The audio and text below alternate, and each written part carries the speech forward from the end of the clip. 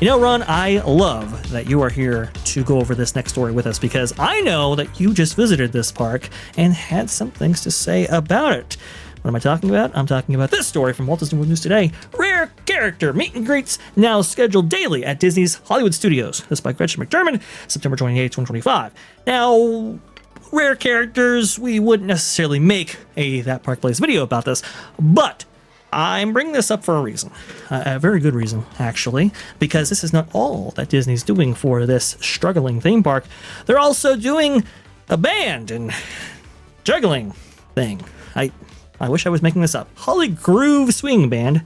Yes, that's the name. And that's a record juggling performance debut at Disney's Hollywood Studios the same day by Gretchen McDermott, again from Walt Disney World News Today.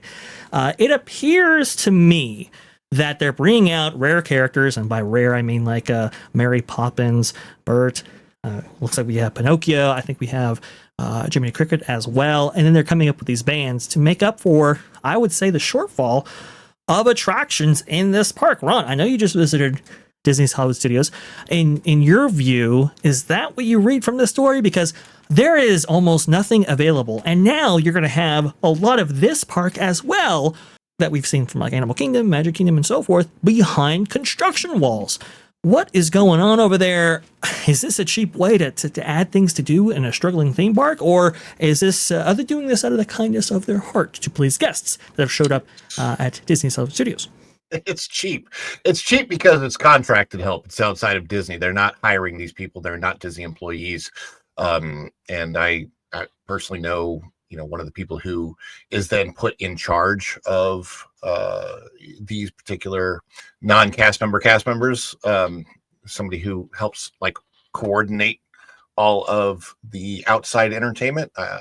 I know the person who does that. Like I have personally worked with him in the past. I don't want to reveal their name just in case, but here's the thing, like they've been doing this all over. At Magic Kingdom, they had a juggling act, two ladies that I guess they had performed previously on the boardwalk at the Boardwalk Resort, and they brought them in for the kids, whatever they were trying to say that they were doing for the kids this summer. And it was really funny.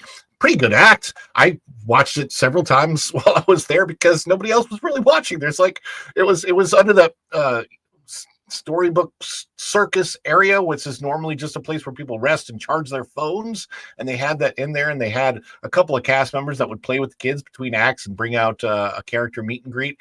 And I went there several times during the summer, and it was just funny because there was maybe at the most ever 10 kids in there watching these acts. It was I felt bad because it was like, this is pitiful, because I'm like, this is Walt Disney World. This is literally the Magic Kingdom, and there's nobody here watching these people. And the ride times were down. I mean, this is when there was no wait for Dumbo, which was right across that walkway. There is so little happening at the parks right now, or so much, depending on how you look at it, with construction walls, that there's so many shuttered rides and attractions. And Hollywood Studios, basically, you've got what do you got? You got Toy Story. You got Galaxy's Edge, Mickey Minnie's Runaway Railway, and then the other two things at the other end of the park, Hollywood, the roller coaster while it's still up, because that's about to go down as well. And it's just it's so funny to me with this park that did in fact have character prior to them doing any of the stuff with it. And people complain because it wasn't exactly like, oh, is it a studio? Is it a movies park? And they went further into one direction, and it seems to me everything I feel about it is completely the wrong direction, because Star Wars Weekends was better than Galaxy's Edge. Lights, Motors, Action, and the Backlot Tour is better than anything that they've given us at Star Wars Galaxy's Edge or even Toy Story Land. It's boring. And also these character meet and greets that are regular, whatever. These happen all the time this time of year, because this is when they're training new cast members and they bring out these rare characters. I've run into it several times at Epcot. I was trying to look up the pictures so I could send you where I got pictures with the Penguin and Geppetto and all of that. And it's fun, when those characters are out. But typically, the other thing that those characters are surrounded by, maybe not in this case if they're actually trying to do this on the regular, but typically there's other cast members with like these clipboards, and they're checking off that they're making sure they're doing everything right. Right. It's funny to see. But I will tell you right now, For low crowds, it's not a bad time to visit Disney, but you got to remember you are paying full price for these tickets. They're still selling lightning lanes, still selling individual lightning lanes, and you are not getting the full experience of what you are paying for, hands down. You're getting about half at best. Not that and that's pretty much what I've seen. The culture, there has been some people suggesting that, hey, look, listen, why don't you go ahead and bring back the Citizens of Hollywood, some Streetmosphere characters? Why don't you go ahead and bring back maybe a Star Wars Weekends or something to get people in here? There are bigger things that they could do. It just seems like they're doing the minimum. But go ahead, Culture. What are your thoughts on this? You read my mind. The Streetmosphere, all kinds of types of performances. Look, they've reduced the number of parades and things that create kinetic motion. It's this. I mean, there is zero kinetic motion in the Studios Park. Like, look around. You don't have outdoor. Yes. You don't have outdoor stuff that's easily visible, and the only stuff that's outdoors and easily visible is all tucked in Toy Story. Because everywhere else in that park is dead. Seriously, look around. Walk in the door. You have to be in a building to get motion in that park. That's not the way to design a park. It's if anything, right? We've learned over the years that static parks are not as engaging as parks where you feel like the atmosphere is alive. So Streetmosphere performers, and in regular encounters with characters, the rare characters is unique. Bring not only bring back Star Wars Weekends, bring back, the idea of roaming characters. Bring back something like, for example, like if I were going to put Muppets anywhere, it wouldn't be Epcot. It would be the Studios Park with the what was that, Beaker and Honeydew? Yes, the Muppet Mobile Labs. Yeah, that was one of the best attractions that they had. And now, I mean, when you look at it, it was that attraction, that mobile attraction, that animatronic set, that was more mobile and more fun than anything that they built recently animatronic wise. I mean, show me something else that has that level of interaction. Look, this is an attraction you sit in and in that little cart, right? But you need this kind of stuff outside. The roaming patrol with the stormtroopers that kind of joke with you if you are willing. You need more of that. You need the action show that was going to come with it, with the multi-level action show. You need the bantha. You need you need all the stuff that they cut from the budget. There is zero motion in Star Wars. This is a spaceport. If you can't simulate like ships taking off, landing, whatever, other than making some sounds, you're lost. There's no droids. I mean, and when they try to bring the droids out, it's for a limited time because they know they're going to break. And and it's just it's really bad. But and you can't have the real characters of Star Wars because you got to push Rey, and that doesn't work either. No. No, and it's funny is that while Launch Bay was open, they actually had something that I don't think that you've ever seen in any other park with any other character, and that was 2 Chewbacca meet and greets going on in different places in the park at the same time. Yeah, because Disney wants you to believe that there's only one of any character at any given time, so they would never bring out the same character in a different place at the same park. But with Chewbacca, you could actually meet him at the Launch Bay, and Chewbacca was running around Galaxy's Edge, typically with the meet and greet right behind Millennium Falcon, which is still there. Yep. I will say, somebody. I gotta highlight this. Max 77. They could bring back the Star Cruiser. Well, they could. They're not though. They just actually started the office transformation process for that particular experience. To me, that's such a waste. I mean, they destroyed that park and its utility by not building everything properly the first time, and then by converting what they had originally into the new Star Wars garbage, which landed with nobody because, well, look at the Acolyte, huge failure. Look at the park design itself, huge failure. Look at Ron. He's not a failure, but I'm just saying, not a failure at all. But that's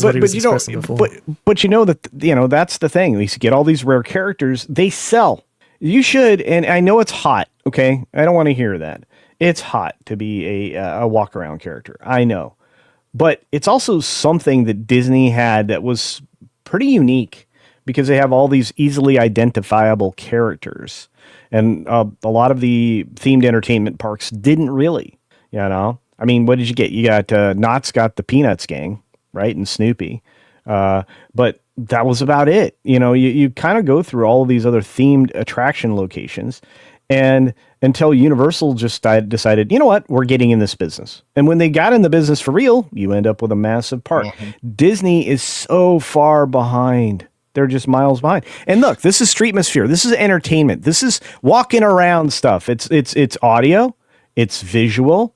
You know, and it's one of those things that make these parks come alive. Walk around Epcot in the morning. It's boring. Oh my gosh, yeah. And, and the Hollywood Studios is such a, like, you look at Galaxy's Edge and it looks like a dead set. So if you've ever heard the term live set, right? You go on the set, there's things going on, there's action, there's actors moving around, there's props going on.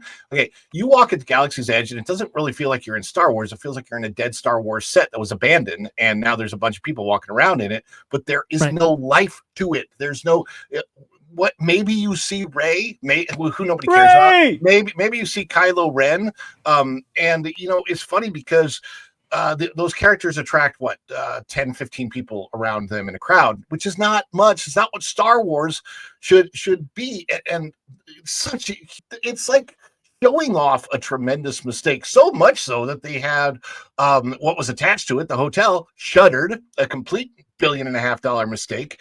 And it's mistake after mistake after mistake made by the Walt Disney Company. Yeah. It's weird. It's like we're living in some alternate reality from where we were just 10 years ago, because it should be so much better. And especially Galaxy's Edge, if they would just hire, I don't know, maybe it needs 20 different actors a day so that you have some droid operators. When I went to MegaCon, the Star Wars area at MegaCon had so much more life than Galaxy's Edge, which is by Disney. At MegaCon, everybody that does the Star Wars thing they're not professionals. They're enthusiasts. And I'm like, when enthusiasts can do a better job than the professionals, then just shut it down, Disney. This is ridiculous.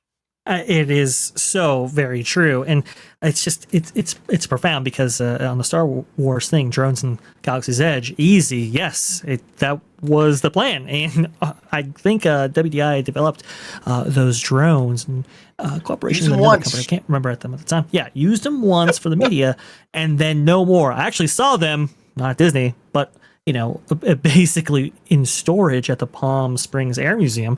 And I was like, wow, I've gotten more looks at this than a lot of people who went to the parks actually saw on the either the day that they premiered or maybe not at all. And it's just like, it's so frustrating because this is supposed to be alive and energetic and enthusiastic, and you should have a myriad of attractions. Universal understood that Universal Studios Florida was going to be a little bit of a hole when it came to draw an attention with Epic Universe opening up. So what did they do? They launched the Mega Movie Parade. They launched the Cinesational Water Spectacular show that they have over there. And now you have a compelling reason to go over there when Epic Universe is alive. I would have thought that Disney would have made major investments, maybe in like a parade or something, to get people to this park and keep people satisfied with all of these walls, with all of this work going on. And yet we're not really seeing that. We're seeing a juggler and a band, maybe some rare characters like Ron said, they usually bring out this time of year. Not really the showmanship that you would expect from Walt Disney Company, especially for the high price that you're paying. But I guess this is just representative of how the parks are run, and that's very unfortunate. Thanks for watching That Park Plays News. For more information, consider checking out www.thatparkplace.com. And don't forget to subscribe, share, like, and send this out on your favorite social media accounts.